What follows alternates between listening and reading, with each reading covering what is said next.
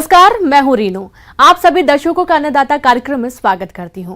हमारे देश का किसान जन का पोषक है, वह श्रम का देवता है, अन्नदाता है। उसमें ही भारत की आत्मा निवास करती है। ऐसे ही किसानों की प्रगति के लिए हम खेती बाड़ी से जुड़ी हुई बहुत सी नई लाभकारी जानकारियां हर रोज सुबह लेकर आते हैं।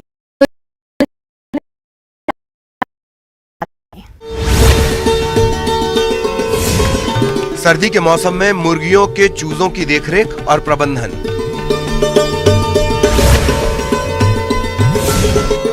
गन्ने के साथ अन्य फसलों की खेती कर कमाए अधिक मुनाफा।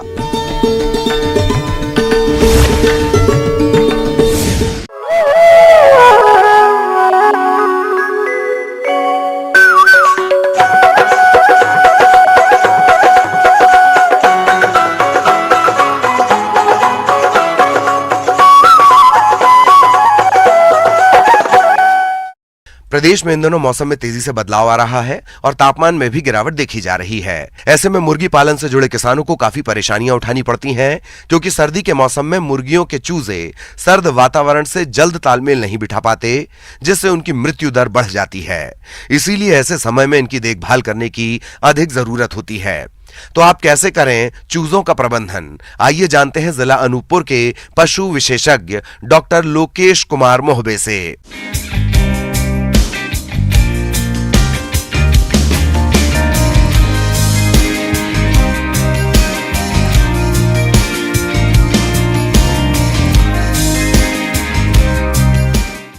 और आज मैं आपके समक्ष वो कुछ जरूरी चीजें बताना चाहूंगा जो पोल्ट्री व्यवसाय में इस सर्दियों के समय में ज्यादा महत्वपूर्ण हो सकती हैं आपके लाभ के लिए। जाड़े के मौसम में मुर्गी पालन करते समय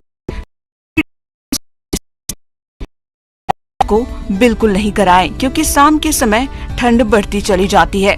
शेड के पर्दे चूजों के आने के 24 घंटे पहले से ही ढक कर रखें। चूजों के आने के कम से कम 2 से 4 घंटे पहले ब्रूडर चालू किया होना चाहिए। चूजे आने से पहले लीटर की 3-4 इंच मोटी परत फर्श पर बिछाना आवश्यक है। लीटर पूरा नया होना चाहिए एवं उसमें किसी भी प्रकार का संक्रमण ना हो। बुरादा या लीटर के लिए आप लकड़ी का पाउडर, मूंगफली का छिलका या धान का छिलका का उपयोग कर सकते हैं। प्रत्येक 100 चूजों के लिए कम से कम 3 पानी और 3 दाने के बर्तन होना बहुत ही आवश्यक है। दाने और पानी के बर्तन आप मैनुअल या ऑटोमेटिक किसी भी प्रकार का इस्तेमाल कर सकते हैं। और ठंड के समय में सबसे ज्यादा इम्पोर्टेंट मेरे भाइयों बहनों कि हमको ब्रूडिंग का खासकर ध्यान रखना है। ब्रूडिंग क्या होता है, जैसे कि आपने देशी मुर्गी में देखा होगा तो अपना पंख फैला के अपने चूजों को गर्माहट देती है। लेकिन जब हम मुर्गी अपने घर में पालन करते हैं तो इसमें कोई इतनी माँ तो होती नहीं है, इतनी बड़ी बड़ी मुर्गियां तो होती नहीं है जो वो अपने उसको से सके। तो उसके लिए हमको चूजों को मदद करनी पड़ती है ताकि उनको वही गर्माहट मिल सके। तो गर्माहट मिलने के लिए हम लोग उनको अलग अलग भिन्न भिन्न प्रकार के तरीके अपनाते हैं, तो उस प्रक्रिया को बोलते हैं ब्रूडिंग। इस माह में चूजा का घर का तापमान 95 डिग्री फ़ारेनहाइट होना चाहिए। फिर दूसरे सप्ताह से चौथे सप्ताह तक 5-5 डिग्री तापमान कम करते हुए ब्रूडर का तापमान उतना देर तक चाहिए। चूजे ठंड से बचे और उन्हें ठंड ना लगे। सामान्यतः ब्रूडर का तापमान कम करते हुए 80 डिग्री फ़ारेनहाइट तक कर देना चाहिए। अगर ठंड ज्यादा हो तो ब्रूडर को कुछ समय के हवा निरोधी भी आप बना सकते हैं। किसी भी पॉलिथीन से छोटे गोल सेट को ढक कर रख सकते हैं। और उसके बाद एक चीज याद रखना है कि भैया हमको हवा का ध्यान रखना है कि दिन के समय में पर्दे खोल लेना है और रात्रि में उनको एक कवर एरिया में रखना है जिसमें आप पर्दे वर्दे लगे हों, ताकि जब आप तापमान का मेंटेन करने की कोशिश करें तो पर्दों की वजह से अंदर ही रहे, बाहर ना जा सके। तो और दूसरी बात एक है कि साफ सफाई फार्म का रहना बहुत जरूरी है। और खासकर जिस बर्तन से हम जिसको फीडर ड्रिंकर बोलते हैं, मतलब फीडर मतलब दाने वाला बर्तन और ड्रिंकर मतलब पानी वाला बर्तन, तो इसको साफ सफाई हमको करते रहना है। हर मुर्गी उठने के बाद इसको अच्छे से साफ करना है पूरा। अगर हमारे पास कुछ भी साधन नहीं है तो हमारा वॉशिंग पाउडर से आप साफ कर सकते हैं उसको अच्छे से। उसको धूप में साफ करने के बाद धूप में कुछ देर तक रख सकते हैं, धूप में सुखा सकते हैं सूरज की रोशनी में, तो जितना बैक्टीरिया वगैरह वायरस है सब उसमें खत्म हो जाएगा। फिर उसका पुनः उपयोग कर सकते हैं। लेकिन जब मुर्गी रहे तो भले ही आप उसको ऐसा बार बार नहीं कर सकते, लेकिन फिर भी आपको कपड़े से लेकर वो सब चीज़ों को बार बार साफ करना है। जितने बार आप पानी बदलेंगे तो उसका आप एक बार कम से कम पानी से हाथ लगा के साफ कर सकते हैं। तो जितना दाना और पानी का बर्तन जितना साफ होगा, हमारा बीमारी कम होगा और हमारा वजन सही टाइम पे आएगा, जो हमारे व्यवसाय के लिए बहुत महत्वपूर्ण हो सकता है। सबसे महत्वपूर्ण चीज़ हमारे पास होती है वो है वैक्सीन।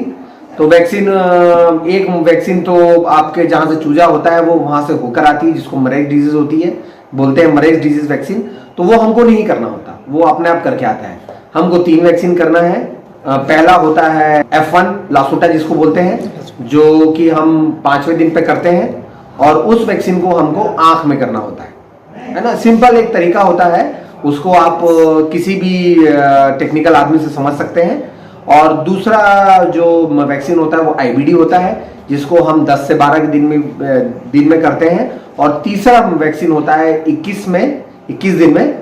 तो भाइयों बहनों, पहला और दूसरा वैक्सीन तो हम आंख में करते हैं, लेकिन जो तीसरा वैक्सीन है जो 21 दिन में होता है वो बूस्टर डोज होता है, जिसको मास्टर क्लोन भी बोलते हैं। उस वैक्सीन को हम 21वें दिन में पानी में दे सकते हैं। उसके लिए आपको अलग से आंख में एक बूंद डालने की जरूरत नहीं पड़ती।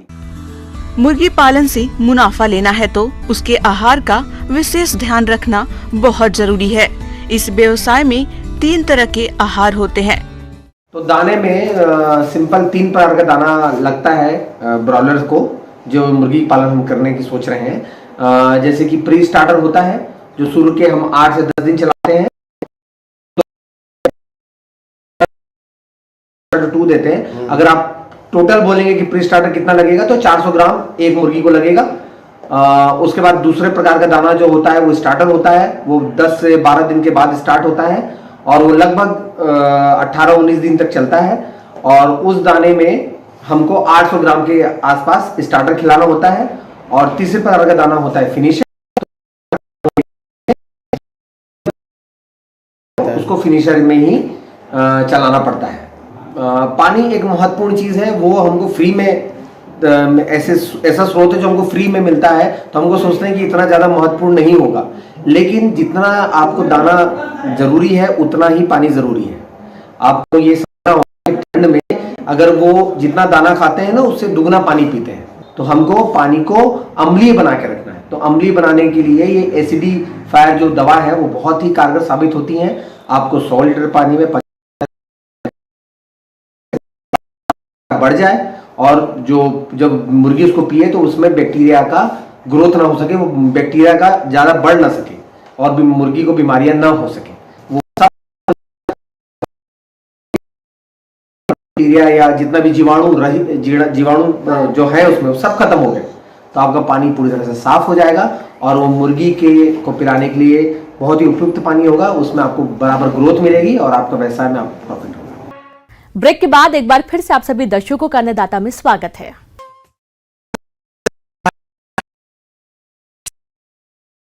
कमाते हैं, लेकिन इस लाभ को मिलने में काफी समय लग जाता है, क्योंकि गन्ना एक लंबी अवधि में तैयार होने वाली फसल है। ऐसे में किसान गन्ने के साथ कम समय में तैयार होने वाले फसलों की खेती करके अच्छा लाभ कमा सकते हैं। तो चलिए गन्ने की सह फसली खेती के बारे में जानते हैं डॉक्टर ललिता राणा से।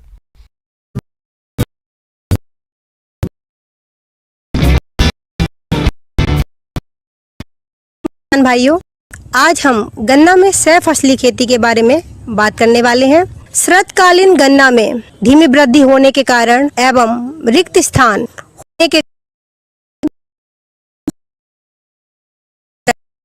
में काफी क्षति होती है। इस क्षति को कम करने के लिए गन्ना किसान सह फसली खेती को अपना सकते हैं।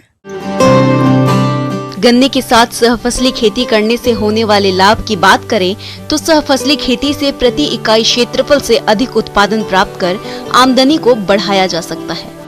इस फसल प्रणाली में को सुधारा जा सकता है। सहफसली खेती में मृदा से नमी, पोषक तत्व, प्रकाश एवं खाली स्थान का समुचित उपयोग होता है। साथ ही फसल में श्रम, पूंजी, पानी, उर्वरक और इससे अतिरिक्त आमदनी को प्राप्त कर सकते हैं। अब मैं ये बताना चाहूंगी कि सह फसली खेती क्या है। 2 या 2 से अधिक की स्थान पर लगाना ही अंतर्वर्ती या सहफसली खेती है। शरद काल में बसंत काल की अपेक्षा सहफसली खेती कर सकते हैं। सहफसली खेती में चना, मसूर, धनिया, मंगरेला, आलू एवं अन्य फसल को शरद काल में ले सकते हैं। बसंत काल में सब्जी एवं कद्दू वर्गीय फसल ले सकते हैं।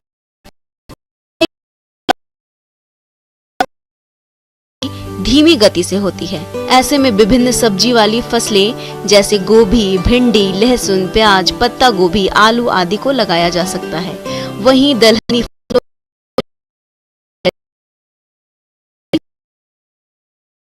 राई, अलसी आदि फसलों को भी लगाया जा सकता है। ये फसलें कम अवधि में तैयार हो जाती हैं। गन्ने की सहफसली खेती के लिए आमतौर पर खेत की तैयारी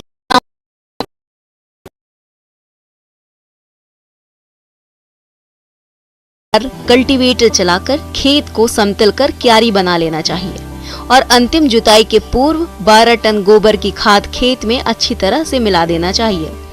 गन्ना की बुआई करते समय गहरी जुताई जरूरी है। गन्ना की जमाव के लिए काफी अच्छी होगी।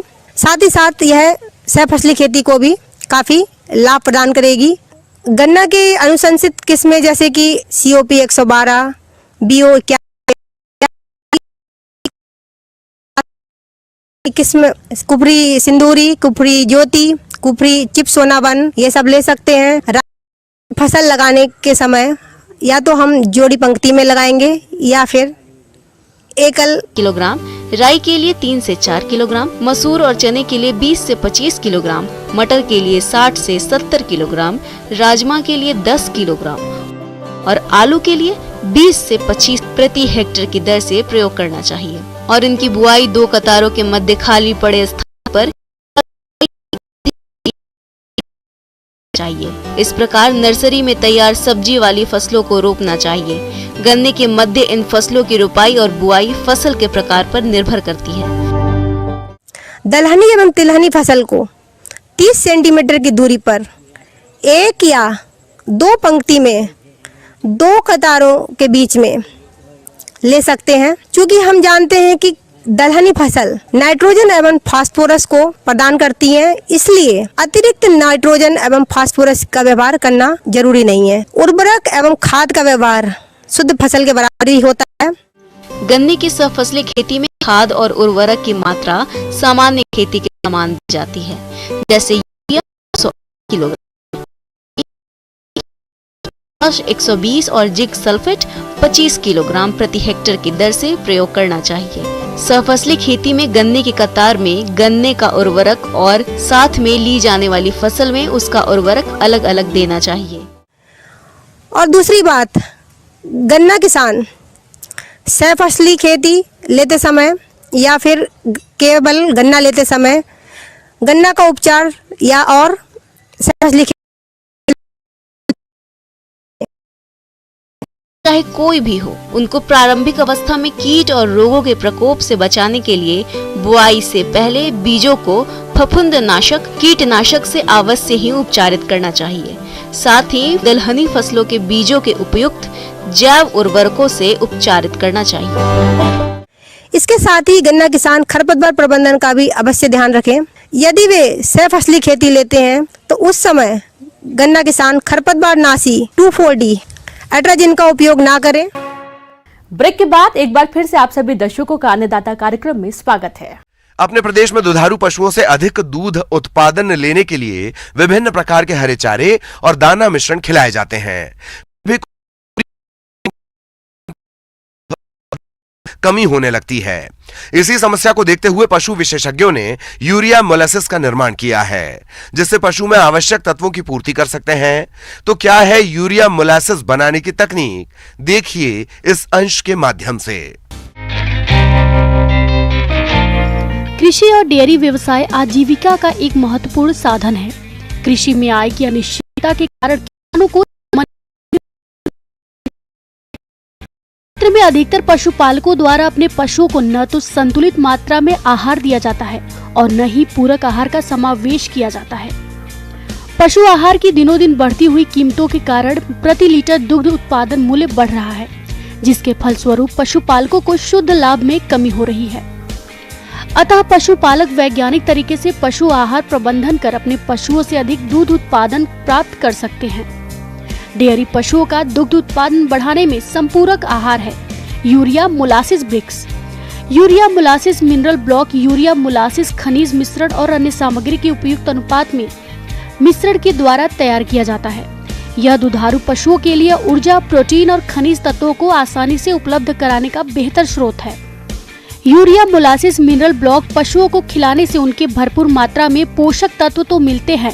हरे चारे की कम उपलब्धता वाले क्षेत्रों में यूरिया मोलासिस मिनरल ब्लॉक बहुत ही उपयोगी है। आज के समय में कई तरीके से मोलासिस बनाया जाता है। मोलासिस बनाने में अवयवों की मात्रा इस प्रकार रखते हुए बनाया जाता है: यूरिया 10 भाग, शीरा 50 भाग, गेहूं की चापड़ 20 भाग, बाइंडर 10 भाग, खनिज लवण 5 भाग, नमक 5 भाग को मिलाकर किसान आसानी से बना सकते हैं। पशुपालक पशु आहार में यूरिया मोलासिस मिनरल ब्लॉक को नियमित रूप से दुधारू पशुओं को चटाने से उनके दूध उत्पादन में लगभग 10 से 14% तक की वृद्धि होती है। यह एक कम आदान वाली उत्पादन तकनीक है जिनका प्रतिदिन प्रति पशु लगभग 2 रुपए का खर्चा आता है। ये ब्रिक्स प्रत्येक दुग्ध उत्पादन सहकारी समितियों में उपलब्ध है। इस ब्रिक्स को दुधारू पशुओं को चटाने के लिए नाद पर लटकाते हैं। इसके अलावा तसला तगारी में रखकर पशुओं को नियमित रूप से चटाएं। इस ब्रिक्स को चटाने में पशु चारा, दाना और बंटा चाव से खाता है। यह ब्रिक्स आहार की पाचकता को बढ़ाती है। पशुपालक ध्यान रखे कि इस ब्रिक्स पर मिट्टी आदि न लगे और इस ब्रिक्स को 6 माह से कम उम्र के बछड़ा बछड़ी को न चटावे। यूरिया मोलासिस ब्रिक्स पशुओं को खिलाने के फायदे हैं अनेक। पशुओं को सूखाग्रस्त या अकाल की स्थिति में जिंदा रखने के लिए दिया जाता है। इससे पशु को प्रोटीन की पूर्ति रहती है, जिससे कि पशु की शारीरिक वृद्धि और विकास बराबर बना रहता है। खनिज लवण की पूर्ति भी पशु को बराबर बनी रहती है, जिससे पशु में बांझपन जैसी समस्या नहीं आती है। साधारण अवस्था में भी यदि पशु को इस ईंट का उपयोग करवाते हैं तो इस ईंट में उपस्थित उच्च प्रोटीन, कार्बोहाइड्रेट व खनिज लवण की मात्रा के कारण पशु का दूध उत्पादन बढ़ता है, शारीरिक वृद्धि और बांझपन जैसी समस्याएं दूर होती हैं। पशुपालक को डेयरी से अच्छा लाभ भी मिलता है।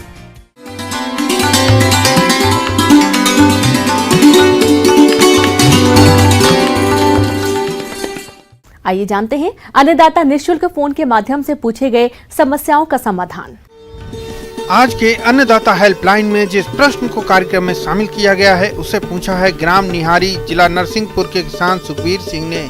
आप मेथी की उन्नत खेती पर जानकारी चाहते हैं तो सुखबीर सिंह जी आपकी जानकारी के लिए प्रस्तुत है कार्यक्रम का यह अंश।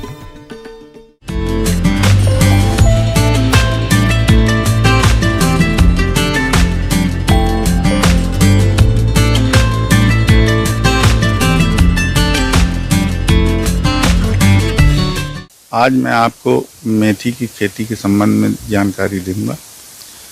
आप जैसा कि सभी लोग जानते हैं कि मेथी एक महत्वपूर्ण मसाला फसल भी है और साथ में एक दलहनी फसल भी है। मुख्य रूप से मेथी की खेती मेथी की भाजी और उसके दानों के लिए की जाती है। अब हम बात करते हैं इसके बोने की। तो ये जैसा कि आप लोग जानते हैं कि रबी की फसल है। इसको हल्की ठंडक के समय खास तौर से मध्य अक्टूबर से नवंबर तक के महीने में इसकी बुवाई की जा सकती है। इसके लिए हल्की मध्यम दोमट मिट्टी की आवश्यकता होती है और भारी मिट्टी में भी इसकी खेती की जा सकती है। किसान भाई मेथी की खेती एक जुताई मिट्टी पलटने वाले हल से और 2 जुताइयां देशी हल या कल्टीवेटर से करने के बाद पाटा लगाकर खेत को समतल कर लेना चाहिए। अब बात आती है खाद और उर्वरक प्रबंधन की। जैसा अमूमन हम लोग करते हैं सब्जियों की खेती में, उसमें 10 से 15 टन FYM अगर हो तो इसको जुताई के समय मिला देना चाहिए। इसमें नाइट्रोजन की आवश्यकता कम होती है, तो 20 से 30 किलोग्राम नाइट्रोजन, 30 से 50 किलोग्राम फास्फोरस और 20 से 30 किलोग्राम पोटाश की आवश्यकता होती है। तो जैसा कि किसान भाई जानते हैं कि पोटेशियम और फास्फोरस की पूरी मात्रा अंतिम जुताई के समय खेत में मिला दें और नाइट्रोजन की आधी मात्रा एज बेसल डोज दें और बाकी का बाद में इसमें छिड़काव करें। अब हम बात करते हैं कि हमको इसमें कौन सी किस्में लेनी चाहिए। तो इसके लिए ख़ास तौर से देखना ये है कि हम इसमें दो तरह की, एक कसूरी मेथी आती है, एक अपनी साधारण मेथी आती है। तो इसमें Ajmer fenugreek 1, Ajmer fenugreek 2, Ajmer fenugreek 3 और हिसार सोनाली, पूसा कसूरी, कसूरी मेथी, इस तरह की कई वैरायटी हैं। बंगाल से भी कुछ वैरायटी निकली हैं, तो उनका भी हम उपयोग कर सकते हैं। जहाँ तक इसके बीज की मात्रा की बात है तो 20 से 25 किलो पर हेक्टेयर के ये पर्याप्त होता है। बोने के पहले हमें इसके बीजोपचार में, तो इसमें मुख्य रूप से फफूंद नाशक से इसका हम बीजोपचार करते हैं। किसान भाइयों, बीज को हमेशा किसी प्रमाणित संस्था से ही खरीदना चाहिए और बीज को बोने से 8 से 10 घंटे पहले पानी में भिगा देना चाहिए। साथ ही भूमि जनित रोगों से बचाने के लिए मैकोजेब 3 ग्राम दवा से प्रति किलोग्राम बीज को उपचारित करना चाहिए। इसमें रो से रो की दूरी, कतार से कतार की दूरी 25 सेंटीमीटर और पौधों से पौधों के बीच की दूरी 10 से 15 सेंटीमीटर पर्याप्त है। मेथी की बिजाई छिटकावा विधि या हल के पीछे की जाती है, जिससे इसके पौधों की संख्या अधिक हो जाती है। गुणवत्ता युक्त बीज उत्पादन के लिए जब फसल 3 से 4 पत्ती की हो जाए तो पौधों की दूरी सुनिश्चित करनी चाहिए। इसमें ज़्यादा सिंचाई की आवश्यकता नहीं होती है। खेत की नमी मिट्टी के अनुसार 3 से 4 सिंचाई इसके लिए पर्याप्त होती है। मुख्य रूप से इसमें जो समस्या आती है वो आती है खरपतवारों की। तो बुवाई के समय अगर हम पेंडामेथिलिन 1 किलोग्राम सक्रिय तत्व के हिसाब से 1 हेक्टेयर में उपयोग करें तो काफ़ी दिनों तक खरपतवारों से मुक्ति मिलती रहती है। बाद में हम इसकी हैंड बीडिंग कर दे 20 से 25 दिन के बाद। तो हमें केमिकल के प्रयोग से बचना चाहिए और हैंड बीडिंग का ही उसमें ज़्यादा से ज़्यादा उपयोग करना चाहिए।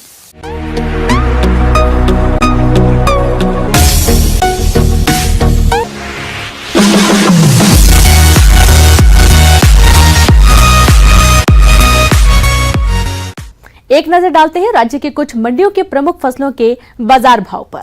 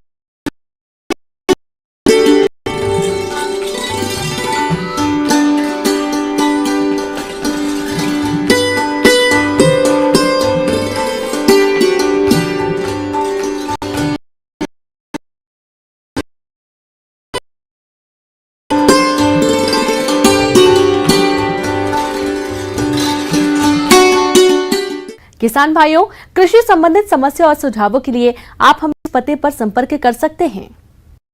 प्रोड्यूसर अन्नदाता न्यूज 512। साथ ही आप हमें ईमेल भी कर सकते हैं। हमारा ईमेल है p18annadatamp@nw18.com। इसके अतिरिक्त आप हमें निःशुल्क हेल्पलाइन नंबर 18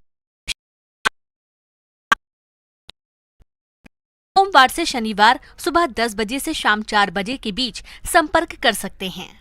अब समय हो रहा है आपसे विदा लेने का। कल फिर मुलाकात होगी कृषि से जुड़ी महत्वपूर्ण जानकारियों के साथ। नमस्कार।